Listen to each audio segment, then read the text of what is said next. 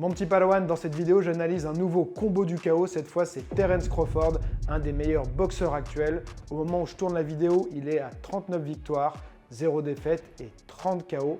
C'est un boxeur exceptionnel qui est capable de boxer aussi bien en gaucher qu'en droitier. Et là, j'ai choisi un enchaînement, tu vas voir, avec une frappe au corps qui est spéciale et en plus, un enchaînement qui est assez long, comme j'aime bien. Les combos du chaos. Les combos du chaos. Déjà, je te donne un peu de contexte. Il combattait Molina Junior.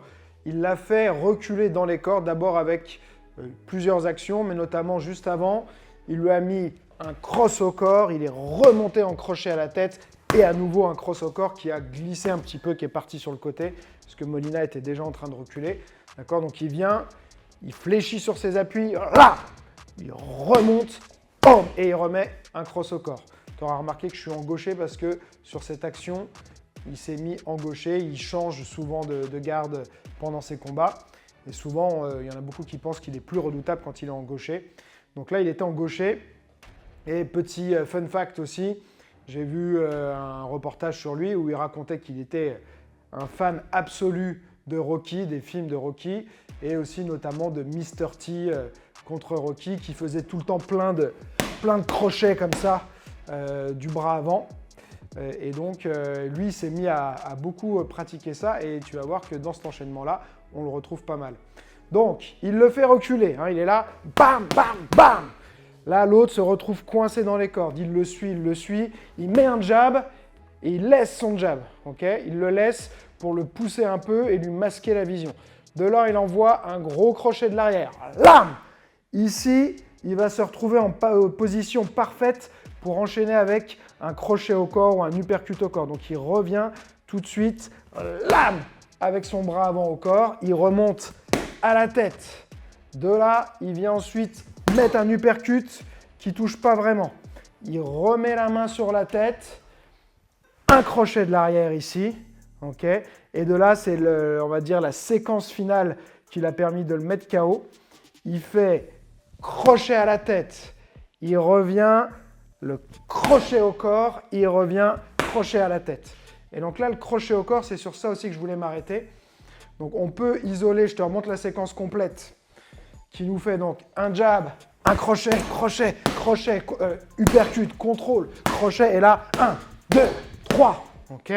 Encore une fois, c'est pas facile, hein, c'est un enchaînement assez long. Donc au départ, il le fait reculer avec cross, crochet, cross. Il recule, il le suit, jab, il laisse, crochet, crochet, crochet, uppercut, contrôle, crochet, crochet, crochet, crochet. Okay, il termine avec 3 crochets du bras avant, dont un au corps. Je t'interromps juste un instant pour te parler de quelque chose d'important. Ça fait 20 ans que j'enseigne les arts martiaux et les sports de combat et que j'ai un club avec une quinzaine de coachs. Et je peux dire que je vois les élèves faire tout le temps les mêmes erreurs qui les empêchent de progresser rapidement et qui créent tout un tas de frustrations. Alors j'ai décidé de faire une vidéo qui s'appelle « De zéro à héros en sport de combat ». C'est complètement gratuit, tu as juste à cliquer sur le lien qui est dans la description, me laisser ton email et en moins de 5 minutes, elle sera dans ta boîte mail. Et là, je voulais m'arrêter donc particulièrement sur la frappe au corps parce que on a plusieurs manières de frapper et là, il a utilisé une manière dont j'ai parlé il n'y a pas longtemps d'ailleurs sur mon canal Telegram. C'est une frappe traversante et on voit vraiment là sur l'image que c'est ce coup-là, le dernier coup qui remonte à la tête, il passe mais en fait, il était déjà en train de tomber avec le coup au corps. Quand on frappe au corps, on peut faire une frappe, on va dire, sèche, qui va être plus en surface, c'est-à-dire on vient et là, même si on essaye vraiment de rentrer dedans, boum, d'accord, mais ça frappe et ça ressort. Il y a une autre manière de faire, et c'est bien quand on a un sac de ce type-là, mais on peut le faire avec un sac plus classique aussi, c'est de traverser et ramener vers soi. Et là, on voit clairement, c'est ce qu'il fait. C'est-à-dire qu'au lieu de faire ça, il vient faire ça. Okay, donc là, l'objectif, si je veux travailler ce type de frappe, c'est de faire tourner, boum, le sac. Là, boum, et après, il remonte à la tête. Okay, et donc là, c'est vraiment un impact qui est différent et qui est souvent plus douloureux et qui va mener au chaos. La seule, on va dire, le seul point négatif de ça, c'est que c'est plus dur d'enchaîner. Lui, il y arrive, hein, il arrive à traverser et à remonter. Et parce que l'autre est vraiment un peu en position de soumission en train de recevoir les coups. Mais sinon, si on veut aller un peu plus vite, on ne peut pas faire ça à chaque fois. Okay, donc, si tu veux t'entraîner à faire ça, ce qui est intéressant, c'est de faire comme il a fait, c'est d'alterner un peu les frappes. Son premier coup à la tête, il n'est pas spécialement traversant. Et de là, ça traverse et ça traverse aussi sur le dernier, même si le dernier, il a moins d'impact. D'accord? Donc, on va dire que si tu veux essayer de découvrir un peu ce type de frappe, tu peux t'entraîner à déjà, bien sûr, faire que ça. Boum! Là. Ah, boum! Là. Ok, donc il a le pouce vers le haut. Et tu frappes, et de là, tu traverses et tu ramènes à toi. D'accord? Je ne viens pas par là-bas, mais je vais ramener vers moi. Presque comme si je voulais me mettre un coup dans les côtes du côté opposé. Là, bam, ici. Et de là, je reviens. Ok? Donc d'abord, tu travailles ça. Ensuite, tu peux t'entraîner aussi à alterner entre les deux frappes, deux styles de frappe. Donc tu peux faire d'abord sur le même niveau. Je fais une frappe normale et une frappe qui vient pénétrer comme ça et vraiment traverser. Ok, donc je fais 1, 2, traverser. 1, 2. Ok. Premier, le sac ne tourne pas. Deuxième, le sac tourne. Et après, je peux le faire comme il a fait lui, en travaillant sur plusieurs niveaux. Donc je peux faire normal à la tête, traversant et normal à la tête. Là, ce qui est intéressant, c'est qu'on ne voit pas ça souvent. Et du coup, l'histoire avec Mr. T, je trouve ça rigolo parce que c'est pas fréquent de voir quelqu'un qui fait 3 crochets du bras avant, enchaînés comme ça, et avec puissance. D'accord? Donc on voit qu'il arme vachement sa frappe. Là, ça part de loin, ça fait 1, 2, 3. Ok? Donc il va ouvrir un maximum pour chercher beaucoup d'amplitude et générer un maximum de puissance. Mais après aussi parce qu'il sait reconnaître que la situation lui permet de faire des coups plus larges. Parce que l'autre est vraiment, comme je disais, dans une situation de soumission où il reçoit les coups et il n'est pas du tout dans l'optique et dans l'état d'esprit de contrer. Allez, on se revoit donc cet enchaînement. Ça commence par cross, crochet, cross, le cross étant au corps. Donc 1, 2, 3, changement de niveau. Boum, l'autre recule. Je le poursuis en jab. Je mets un crochet, crochet au corps, crochet à la tête. Donc là, il a déjà fait 2 du même côté. De là, il revient, uppercut de l'arrière.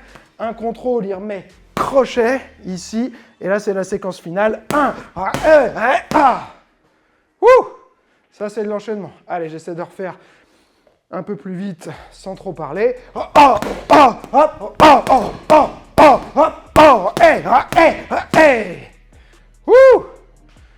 Bon, et ben écoute, si tu arrives à placer cet enchaînement, il y a de fortes chances que tu arrives à mettre un KO.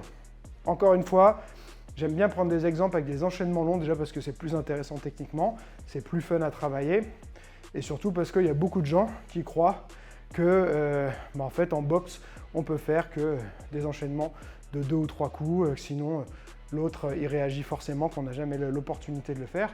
Mais il y a ce qu'on ne prend pas en considération, c'est qu'il y a un ascendant psychologique. Souvent, si tu as commencé à toucher un peu dur sur un enchaînement court, et tu vois le boxeur qui commence à reculer, ou qui a peut-être été un peu sonné, ou qui a un peu mal et qui est en train d'essayer de récupérer, là, tu vas pouvoir y aller et essayer de faire un enchaînement plus long. Donc, il ne faut pas se mettre des barrières et des limites et écouter les gens qui n'ont pas du tout d'ouverture d'esprit. Il faut se faire plaisir et surtout, on va dire ce dicton qui dit « qui peut plus, peut moins ». Autant travailler sur des enchaînements plus longs. Comme ça, on a la capacité de le faire. Le corps sait le faire. Si ça se présente, on le fait. Si ça ne se présente pas, c'est pas grave, on sait quand même le faire. Et il faut en fait avoir le sens de l'observation et avoir du sang-froid pour reconnaître les moments où on va pouvoir le faire et les moments où on ne pourra pas le faire. Alors, tu connaissais ou pas ce type de frappe traversante? Franchement, c'est hyper efficace. Un peu risqué parce que forcément, on revient moins vite en position, on peut moins facilement enchaîner sur autre chose, donc il y a plus de chances de se faire contrer. Mais par contre, quand ça passe, ça fait beaucoup de dégâts. Donc je te recommande de travailler ça. Et en plus, c'est un côté assez fun parce que tu sens vraiment l'impact, la puissance. Et c'est une manière un peu différente de frapper. et c'est tout le temps stimulant, je trouve, en fait, de trouver des petites variantes de choses qu'on maîtrise déjà. Et là, tu te dis, bah tiens, là, tu vas plus faire comme ça, mais tu vas juste modifier ça et faire autrement. Et tout de suite, ça ajoute un petit peu, je trouve, de côté stimulant et puis un peu de nouveauté, ça fait toujours plaisir. Si tu veux plus de contenu, parce que je t'ai parlé de mon canal Telegram, il y a énormément de contenu que je vais publier que sur ce canal, donc c'est complètement gratuit, tu as le lien dans la description et je t'invite vraiment à nous rejoindre, on est déjà assez nombreux. Je te dis à la prochaine fois, en attendant je te souhaite un joyeux entraînement et n'oublie pas, celui qui croit savoir n'apprend plus, alors garde l'esprit ouvert.